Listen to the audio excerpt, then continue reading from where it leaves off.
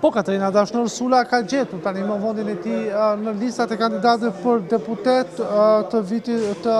11 maj. Do të kandidojnë me koalicionin Nisma Shqipëria Bëhet, që është bashkimi i dy partive Nisma Thurje dhe Shqipëria Bëhet, përkatësisht njëra drejtuar nga Adriatik Llapa dhe tjetra nga Endri Shabani. Është një lëvizje surprizë, duhet thonë, një lëvizje e orëve të fundit, duke që është bërë me shpejtësi të madhe për shkak se në drejt zoti Sula lajmëroi që është lajmëruar nga Partia Demokratike se nuk do të jetë kandidat për deputet nga kjo forcë politike, ndërkohë që tani më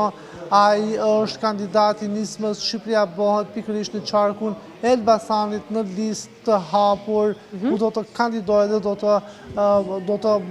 synoj për të marrë votat sigurisht nga Partia Demokratike, pra vota që u përkasin demokratëve, ndërkohë që pritet duhet të presim 11 majin sigurisht për të parë rezultatin e zgjedhjeve, ndërkohë këtu në selinë e Partisë Demokratike ende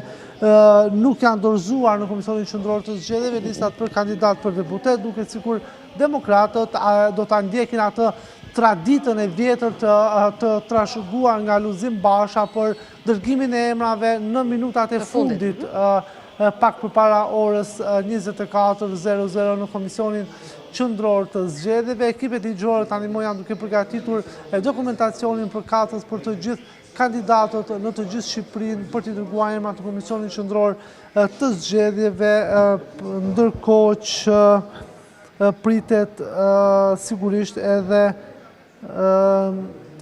zyrtarizimi të gjithë kandidatëve, pasi ka pasur, duhet theksuar, disa lëvizje të orëve të fundit, kryesisht në listat e hapura, me tërheqje të kandidatëve dhe me shtimin e disa kandidatëve tjerë, për shkak se sigurisht pakënaqësia ka qenë